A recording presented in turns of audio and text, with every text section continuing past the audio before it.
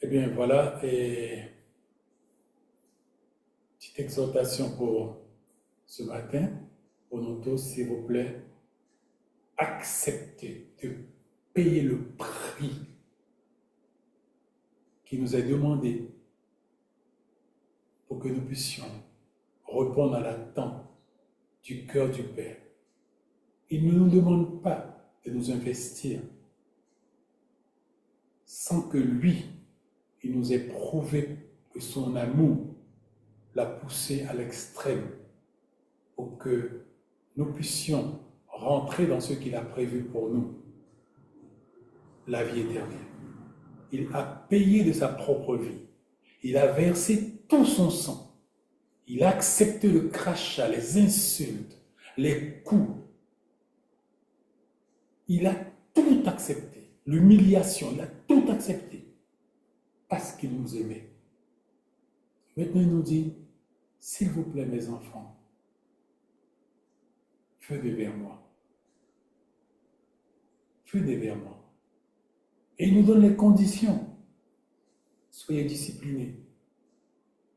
Acceptez de ne pas vous conformer au siècle présent. Laissez-vous transformer par la puissance de l'Évangile.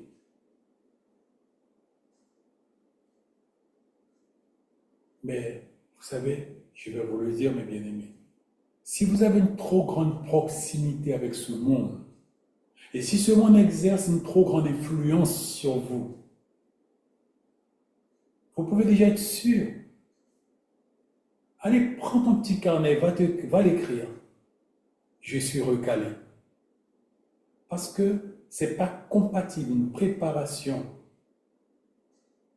demandée par Dieu à ce niveau-là et une proximité avec ce monde.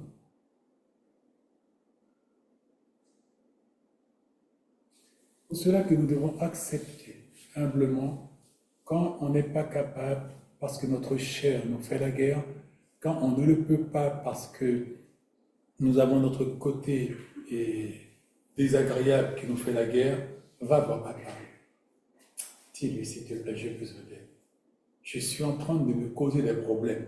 Je suis en train de me pénaliser. Je suis en train d'alourdir ma marche.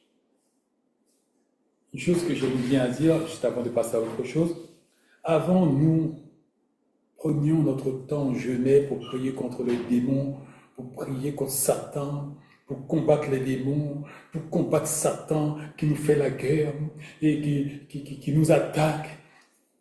Béni soit Dieu, nous avons vu de la révélation. Ce n'est pas les démons le problème. Ce n'est pas Satan le problème. Dieu a payé le prix, il les a vaincus. Ce n'est pas eux le problème. Le problème, c'est nous. Notre nature. Ce que nous désirons. Ce que nous voulons. Notre paresse. Notre négligence. C'est ça le vrai combat. C'est un combat contre nous-mêmes. C'est un combat contre nous-mêmes. Toutes les fois que nos ennemis peuvent prendre un dossier pour pouvoir l'utiliser contre nous, c'est de chez nous qu'ils prennent cette force-là. Exemple, j'ai de la haine. Le diable viendra prendre cette haine pour pouvoir le transformer en âme contre moi. Pour sûr. Je suis fainéant, je suis paresseux, je suis négligent. Il viendra prendre ça chez moi pour pouvoir l'utiliser contre moi. C'est pour cela le vrai combat n'est pas contre eux. Nous y voilà. Alors, on aura un petit sujet à voir ce matin. Ce matin, j'ai été réveillé à 4h30 et un sujet qui n'était pas celui que j'avais dans le cœur m'a été communiqué. J'ai expérience avec lui, je ne me pose pas de questions, je crie et comme cela, on va voir ce que lui, il a prévu pour nous. Seigneur, nous avons besoin de toi, s'il te plaît, au nom de Jésus. Amen. Nous revoyons juste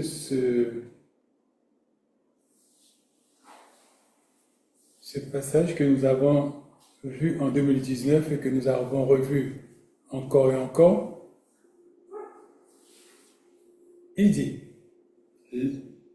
alors c'est un message prophétique venant directement du ciel, hein, ça. Il est un peu énigmatique, nous l'avons vu à maintes reprises, et il y a des raisons pour lesquelles nous le voyons et nous le revoyons. Les gens vont diriger un satellite sur toi. Pistons-le, suivons-le, parce qu'ils vont vous dénoncer. Les gens craignent de rapporter aujourd'hui, parce qu'ils disent qu'ils auront des problèmes quand un péché caché, une situation dans laquelle le frère et la sœur se trouvent. Au lieu de rapporter la chose, il faut faire dire, écoutez, je n'ai rien à faire, c'est pas mon affaire, suis-je le gardien de mon frère? On va diriger un satellite sur toi. Les gens se trouvent dans des situations où ils font des choses, ils commettent des impairs. Et au lieu de pouvoir se rapporter et exposer les ténèbres à la lumière en se dénonçant, voilà, je pratique la masturbation et je sais que jamais je n'aurais dû me retrouver là. Et je le pratique. S'il te plaît, prie avec moi. Voilà, je regarde des films d'horreur. C'est pas là que le chrétien devait se trouver. Je me rapporte, s'il te plaît, aide-moi, prie avec moi. Il y a des tas de péchés dans lesquels nous sombrons. Dieu ne nous condamne pas parce que nous avons sombré. Dieu nous condamne parce que nous tolérons la chose et nous l'acceptons comme faisant partie de nous, en ne le dénonçant pas et en ne l'amenant pas à la lumière. On ne se rapporte pas. La lumière totale, nous l'avons vue. Nous l'avons vue, la lumière totale. Je sais que c'est difficile de pouvoir dire, écoutez, tu sais, je pratique la masturbation, je suis embêté avec ça, mais s'il te plaît, je me rapporte, prie avec moi. Dieu va nous aider.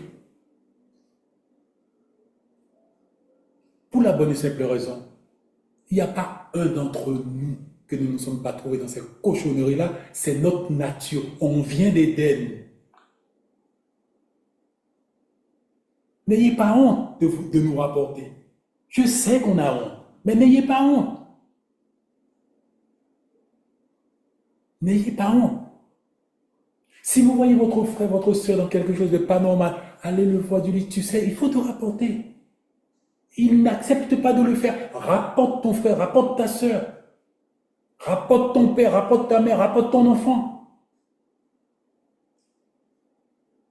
N'accepte pas de participer à quelque chose qui te met en bonne situation avec les ténèbres. Tu n'es pas de ténèbres, tu es de la lumière. La lumière totale. La communauté a eu la révélation, ça nous a été enseigné par Dieu.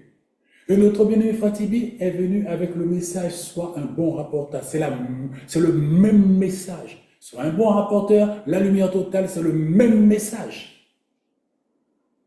Car dans le ciel, rien d'impur ni de souillé n'y entrera.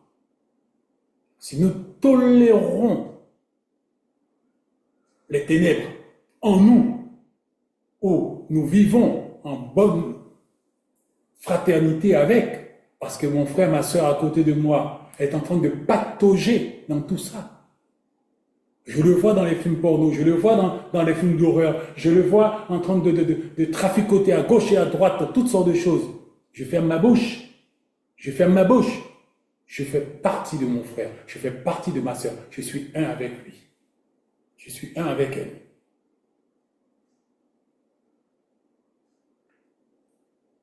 Il dit, On va diriger un satellite sur toi. C'est bon parce que cela te rendra conscient de tout ce que tu dis, de tout ce que tu fais. C'est le seul moyen pour que tu changes. N'ayez pas peur de pouvoir nous rapporter et de rapporter nos bien-aimés à côté de nous qui n'arrivent pas à s'en sortir et qui fait pression parfois, qui devient violent pour que leur situation reste dans les ténèbres. Dénonce-les.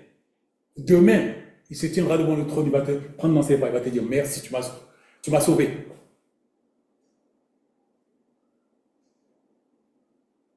Je sais que ce n'est pas facile. Je suis comme vous. Faisant face à toutes sortes d'horreurs. Je ne suis pas meilleur que vous. C'est chaudière et la poêle et chaudière. Nous venons d'Éden. Nous avons tous ces cochonneries en nous. Est-ce que nous allons encore honorer Satan, glorifier Satan en cachant les ténèbres? Ou est-ce que nous allons prendre la décision, une bonne fois pour toutes, d'exposer les ténèbres à la lumière pour qu'ils soient détruits? Elle va sonner bientôt la trompette. Elle va sonner par surprise.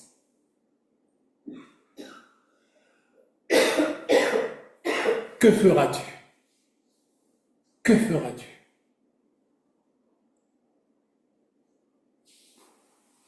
C'est le seul moyen pour que je change.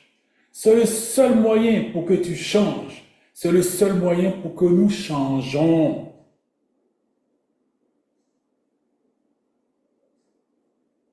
Le but, la mission de l'évangile dans un cœur, c'est le changer.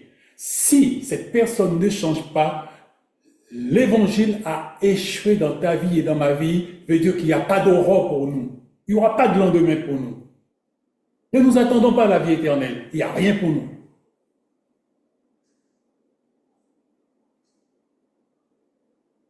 Ne nous laissons pas tromper. Ne nous laissons pas tromper. Soyons forts et courageux. Même si cela doit nous coûter cher. Mais ne vous inquiétez pas, ça ne peut pas nous détruire. Parce que celui qui détruit, c'est Dieu. Ce n'est pas Satan, ce n'est pas ton frère, ce n'est pas ta soeur qui peut te détruire. Et toi, bats-toi pour rester dans la lumière.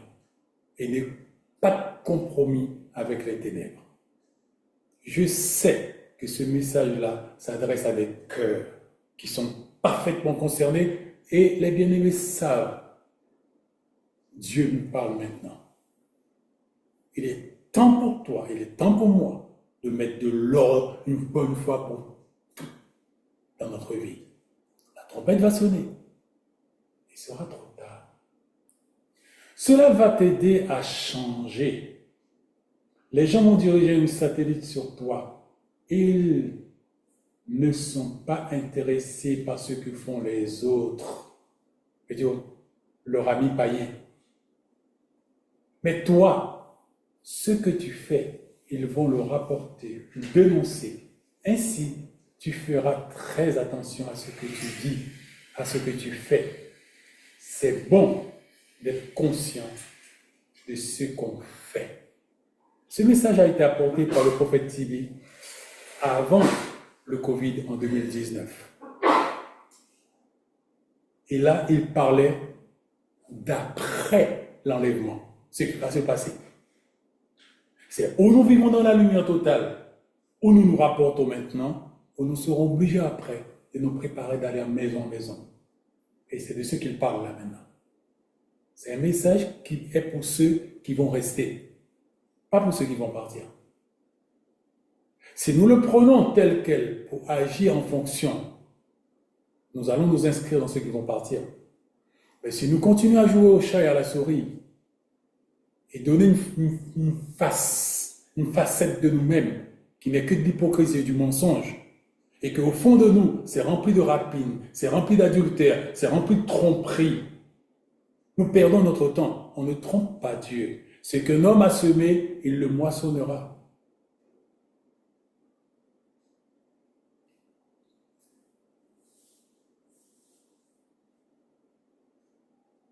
Voilà, ça c'était ce préambule pour pouvoir nous amener là où nous allons.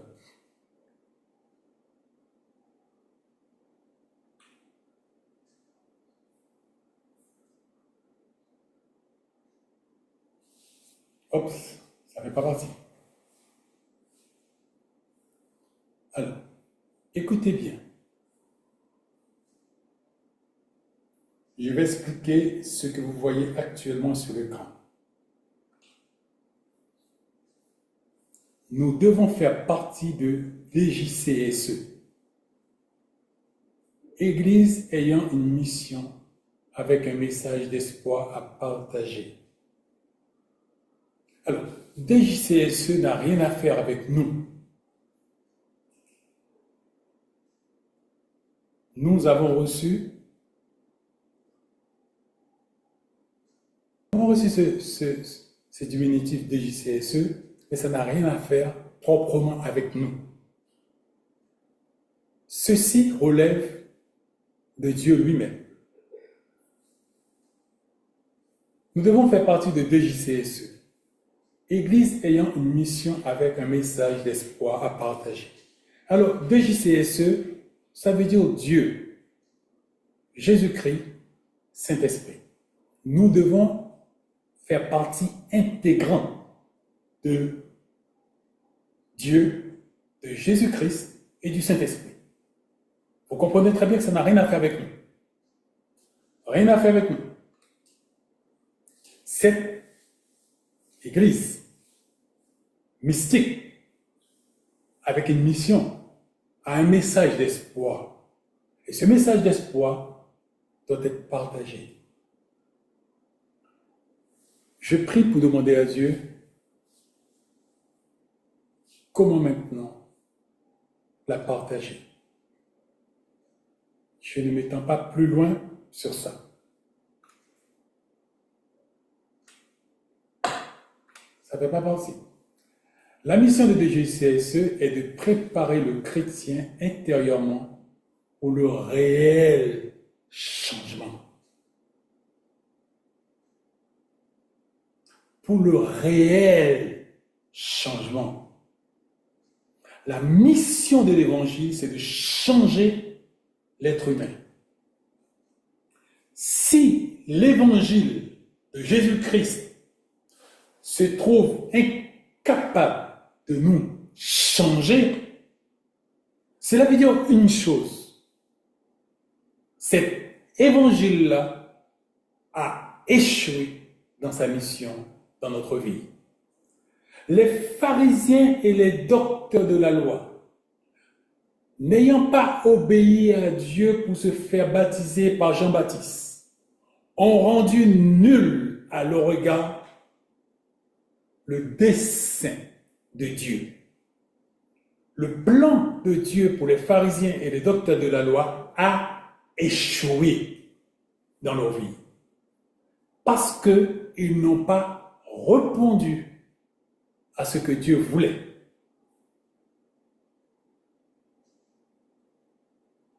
La mission de DJCSE est de préparer le chrétien intérieurement pour un réel changement. Pas un changement cosmétique, pas un changement à l'extérieur, comme avant dans notre communauté d'alors. On misait sur le changement extérieur, ne pas porter, pour les hommes de ne pas porter des jupes, pour les femmes de ne pas porter de pantalons, et pour les femmes de ne pas se maquiller avec des rouges à lèvres trop rouges, des tas de bêtises religieuses comme cela. Béni soit Dieu pour la mission qu'il a accomplie à travers le prophète Tibi pour nous dire non, la sanctification n'a rien à voir avec l'extérieur. La sanctification a à voir avec l'intérieur. Dieu est concerné par le cœur. Dieu n'a rien à faire avec notre extérieur. Je veux dire que si maintenant nous allons changer d'apparence, les vêtements bien habillés, bien coiffés, bien parfumés, et les ongles bien limés pour que nous puissions paraître beaux à l'extérieur, Dieu dit, je n'ai rien à faire avec ça.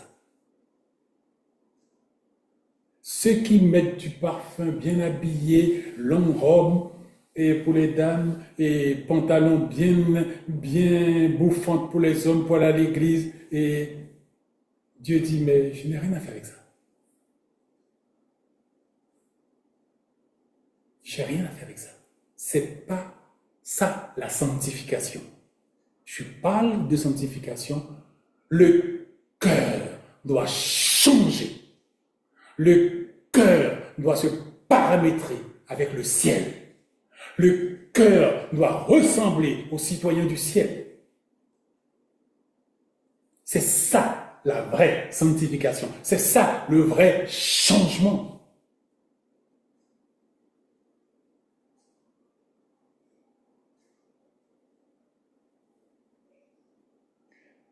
Et ce changement intérieur, nous allons y revenir tout à l'heure, va automatiquement se refléter sur l'extérieur.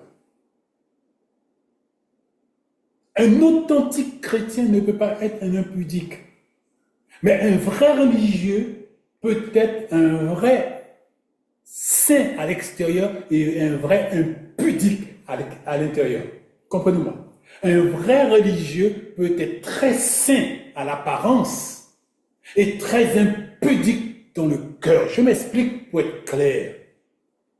Quand on vient à l'église, eh bien écoutez, on est bien parfumé, des paroles très courtois et des gestes bien agréables. Mon frère, ma soeur, ah, je t'aime. Quand il retourne chez lui, il va dans son téléphone, il va dans son ordinateur, dans sa pornographie, dans ses films d'horreur, dans tous ces... C'est ça. À l'extérieur, il est saint. À l'intérieur, il est impudique. Jésus disait, mais vous voulez paraître saint aux hommes, mais vous êtes des sépulcres blanchis. Vous paraissez beau à l'extérieur aux hommes, mais à l'intérieur, ce sont des ossements de mort. Voilà de quoi nous parlons là actuellement. C'est pour ça pas qu'on puisse se tromper sur les choses. La rectification devait être faite au niveau de notre communauté. Cette histoire de sanctification à l'extérieur, et non, ça ne marche pas. On parle de sanctification à l'intérieur. Mais cette sanctification à l'intérieur a un impact sur à l'extérieur. Car une sainte chrétienne, un saint chrétien ne pourra pas aller s'exposer de manière impudique avec des paroles malsaines. Non, il ne peut pas le faire parce qu'à l'intérieur, il ne sait pas le faire. Il ne sait pas le faire à l'intérieur. Alors c'est pour cela que je voudrais être très bien compris là, pour pas qu'on puisse mal me comprendre. Ah, enfin, le frère devient maintenant un bon serviteur de Dieu. Enfin, il nous donne la liberté. Écoutez, je suis sous le contrainte du Seigneur Jésus pour aller vers la sainteté. Quelle liberté! Écoutez, moi-même, je n'ai pas de liberté à donner parce que moi-même, je suis esclave de Jésus-Christ. Et je me débat avec moi-même pour que je sois autre chose. C'est un combat personnel. C'est un combat personnel. Je dois savoir ce que je veux. Si je veux de Jésus, allez après Jésus. Si je ne veux pas de Jésus, maintenant, vivons un petit compromis. Jésus me respecte. La mission de l'ICSE est de préparer le chrétien intérieurement pour le réel changement. Je veux dire, le préparer, qu'il puisse intérieurement être prêt à faire face au challenge du changement, du réel changement. De l'intérieur qui impacte l'extérieur. Celui-là, Dieu le veut. Accepter que des situations, événements, oppositions venant directement de Dieu puissent provoquer une transformation dans notre caractère, notre intérieur. Nous l'avons vu à la plus grande compréhension. Nous avons eu, je crois, 5 ou 6 messages sur la plus grande compréhension. Comment Dieu se prend pour nous raffiner? Comment Dieu se prend pour pouvoir nous sanctifier? Comment Dieu se prend pour pouvoir nous changer? C'est de ce qu'on parle. Accepter que les situations,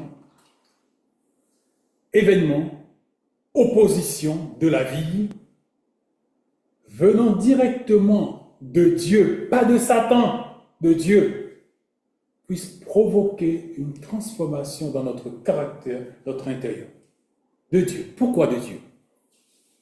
C'est parce que Dieu poursuit une mission en nous, nous changer. Et pour ça, Dieu utilise tout. Satan, démons, principautés, entités démoniaques, le voisin, la voisine, le mari, l'épouse, les enfants, et le patron, et toutes sortes de difficultés imaginables. Dieu les utilise. C'est Dieu qui est maître. Courage, mes bien-aimés. Je vais fortifier votre foi. Vous allez me dire, frère, s'il veut fortifier ma foi dans cette situation dans laquelle nous parlons là. Attendez, tu vas voir.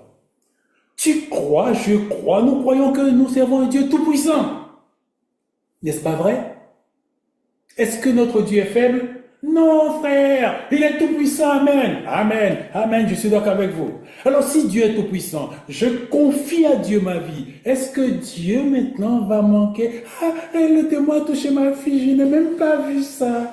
Mais Satan a touché mon petit enfant là, mais je ne m'étais pas rendu compte. Dieu qui dit ça, vous croyez à ça, vous? Ah, si nous croyons en un Dieu tout-puissant, admettons qu'il est tout-puissant. Admettons que tous ceux qui viennent dans notre vie à une mission, nous changer. Nous changer.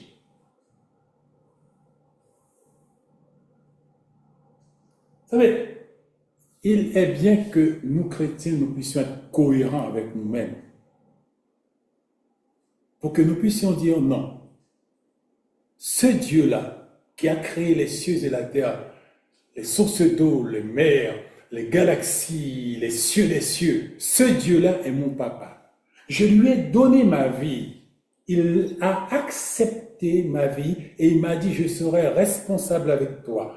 Dans les grandes eaux, je serai avec toi. Dans les déserts, je serai avec toi. Quand il y a à manger, je serai avec toi. Quand il n'y a pas à manger, je serai avec toi. Quand il y a des sous, je serai avec toi. Quand il n'y a pas de sous, je serai avec toi. Quand tu es malade, je serai avec toi. Quand tu es dans les difficultés, je serai avec toi. En tout, je serai avec toi. Je ne te délaisserai point, je ne t'abandonnerai point. Je suis avec toi.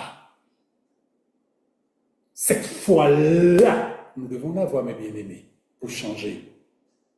Sinon, nous allons être versatiles. Versatile. Quand ça nous arrange, c'est Dieu. Quand ça nous dérange, c'est Satan. Quand ça nous arrange, c'est Dieu. Quand ça nous dérange, c'est le mari. C'est la femme. Non. Nous allons croire que nous avons un Dieu tout-puissant. C'est pas facile, je sais. Et puis parfois, vous savez, on a envie de coudre avec nos proches, avec notre entourage, parce que, écoutez, je ne peux pas avoir de l'oxygène. Ils en enlèvent tout l'oxygène. Je sais, c'est comme ça. Mais Dieu te dit, mon fils, ma fille, c'est moi. C'est moi. Je vais te changer. Vous vous rappelez le fameux Yes, sir. Amen, Seigneur. Que ta volonté soit faite, Seigneur. Pas ce que je veux, Seigneur. Ce que tu veux. Amen. J'entendais à l'époque, tous les bien-aimés disaient Amen. Il faut continuer à dire Amen. Amen. Vous savez, j'ai besoin d'autant de grâce que vous me bien-aimez. Le message d'espoir est celui-ci. Le meilleur de notre existence n'est pas derrière nous. Le meilleur de notre existence n'est pas derrière nous, mais devant nous.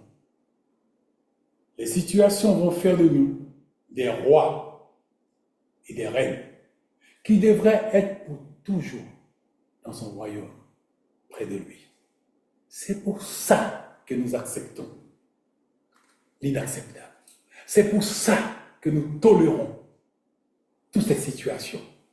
Parce qu'ils ont une mission, ils ont un but. Dieu veut faire de nous quelque chose de grand, de précieux, d'important pour lui.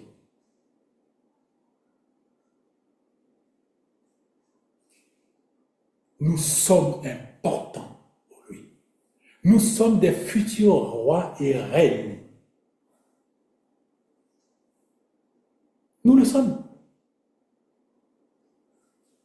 Paul disait, nous avons déjà commencé à régner. Nous avons déjà commencé à régner. Mais il faut que je me dise, je dois accepter le processus du changement de mon contenu. Avec tout ce que cela implique, tout ce que cela comporte.